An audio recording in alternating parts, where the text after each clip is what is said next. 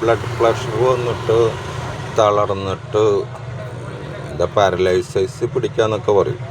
നമ്മുടെ ഒരു സൈഡ് തളരുന്ന പോലത്തെ അസുഖങ്ങളൊക്കെ ഉണ്ടാവില്ലേ, അത്തരം ആളുകൾ അലോപ്പതി അല്ലെങ്കിൽ ഇംഗ്ലീഷ് മരുന്നിൻ്റെ ഒപ്പം ആയുർവേദ ചികിത്സ കൂടി തുടരുകയാണെങ്കിൽ പെട്ടെന്ന് അസുഖം മാറി നടക്കാവുന്ന സ്ഥിതിയിലെത്തി.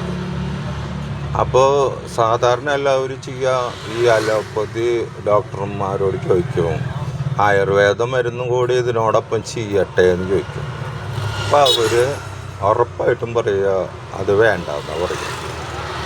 കാരണം അലോപ്പതി ഡോക്ടർമാർ അലോപ്പതി ചികിത്സേനെ മാത്രമേ പ്രൊമോട്ട് ചെയ്യുള്ളൂ.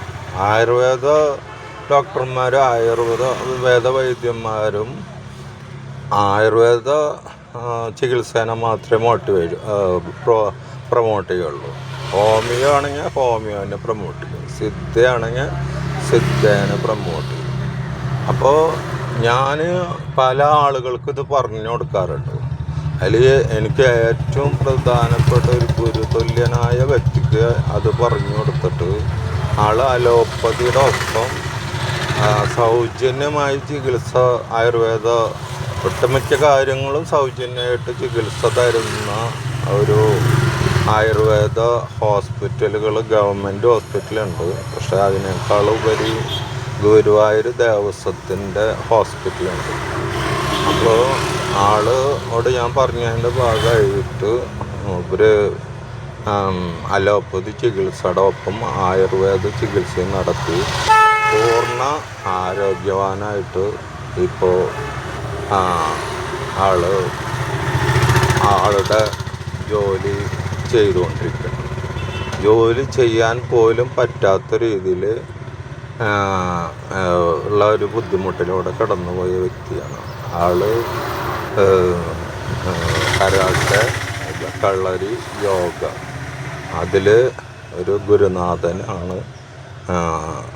അതിൽ പരമാവധി അദ്ദേഹം കായികമായ അറിവും ലഭിച്ചിട്ടായിട്ട് എന്താ പറയുക, അതിൻ്റെ തിയറി രൂപത്തിലുള്ള കാര്യങ്ങളില്ലേ, അതെന്താ പറയുക, അതിൻ്റെ അടി തൊട്ട് മുടി വരെയുള്ള എല്ലാ കാര്യങ്ങളും പഠിച്ചൊരു വ്യക്തിക്കാണ് ഈ നിർഭാഗ്യം വന്നിട്ട് 2-3 കൊല്ലത്തോളം ഈ അവസ്ഥയിൽ കൂടെ കടന്നുപോയത്.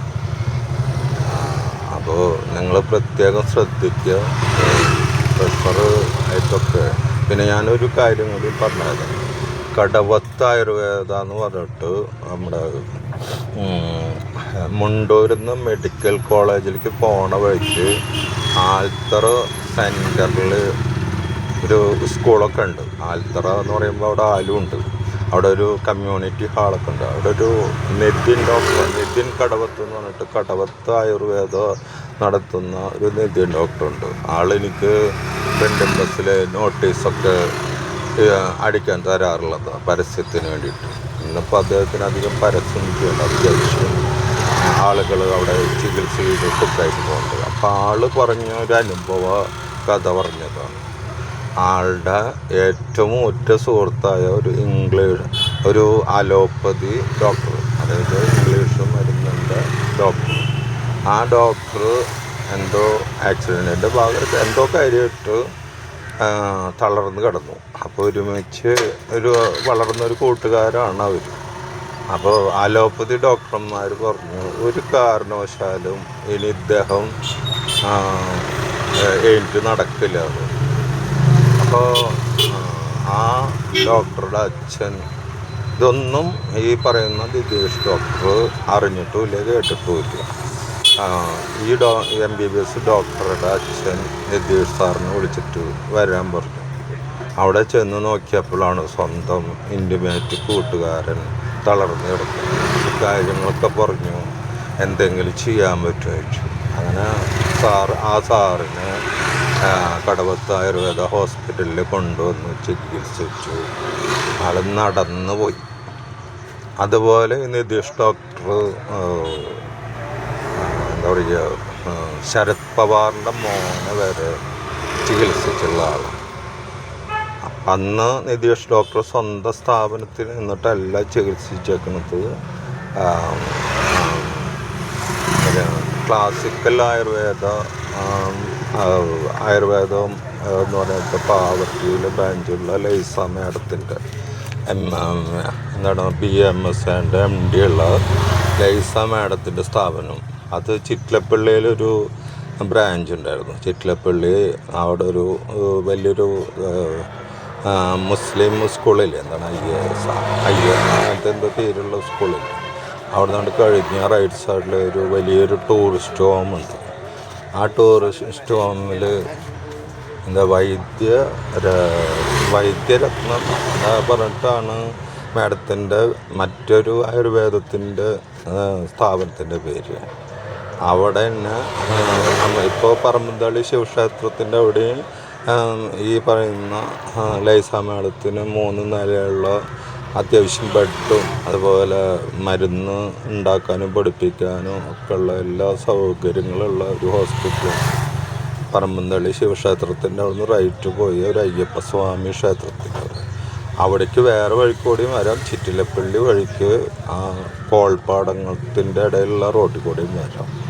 അപ്പോൾ അവിടെ ഇവർ 2 പേരും കൂടിയിട്ട് ലൈസ മാഡും നിതീഷ് കടവത്ത് സാറും കൂടിയിട്ട് ശരത് പവാർ കേട്ടിട്ടില്ലേ, ബോംബെ വലിയ നേതാവ് ശരത് പവാറിൻ്റെ മകന് ചികിത്സിച്ച ആൾക്കാരാണ്.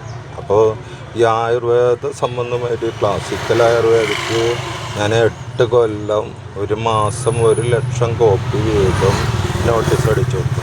അങ്ങനെ 8 കൊല്ലം അടിച്ചു കൊടുക്കുന്നുണ്ട്. 8 കൊല്ലം കുറഞ്ഞ റേറ്റിൽ, അതായത് നമ്മൾ സ്ഥിരം അടിക്കുന്നവർക്ക് കുറഞ്ഞ റേറ്റാണ് കൊടുക്കുന്നത്.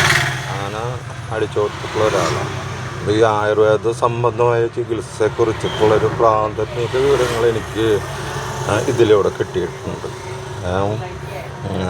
അപ്പോൾ ഞാൻ വീണ്ടും പറയുകയാണ്, ഈ സൈഡ് തളർന്ന് നടക്കാൻ പറ്റാത്ത ആളുകൾ ഇംഗ്ലീഷ് മരുന്നിൻ്റെ ഒപ്പം ആയുർവേദ ഡോക്ടർമാരിനെ ഇപ്പോഴത്തെ കാലത്ത് ആരും ആയുർവേദ വൈദ്യന്മാരുടെ അടുത്തേക്ക് അധികം പോവാറില്ല. അത് പോവാനും പാടില്ല. കാരണം അല്ലെങ്കിൽ അവർക്ക് എല്ലാവിധ രജിസ്ട്രേഷൻ നമ്പർ ഗവൺമെൻറ് അംഗീകരിച്ച സർട്ടിഫിക്കറ്റോ രജിസ്ട്രേഷൻ നമ്പറൊക്കെ ഉണ്ടാവും.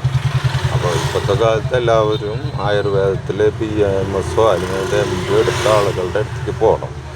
അപ്പോൾ ഇത് ഈ രോഗിയുടെ ബന്ധുക്കൾക്ക് പോലും ഒരു അലോപ്പതി ഡോക്ടർ പറയുകയാണ് അങ്ങനത്തെ ചികിത്സ വേണ്ടെന്ന് പറഞ്ഞു.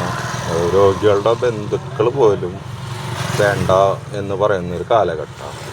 അപ്പം ഞാൻ എൻ്റെ ജീവിതത്തിൽ എൻ്റെ അനുഭവം വെച്ചിട്ട് ഞാൻ പറഞ്ഞു കൊടുത്തതിൻ്റെ ഭാഗമായിട്ട് ചില വ്യക്തികൾ ഇങ്ങനെ രക്ഷപ്പെട്ടിട്ടുണ്ട്. അതാണ് എനിക്ക് പറഞ്ഞു തരാൻ പറ്റൂ.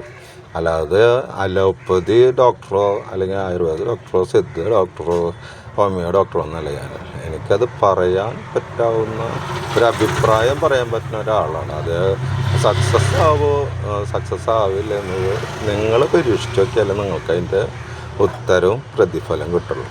താങ്ക്സ്. സുഖം.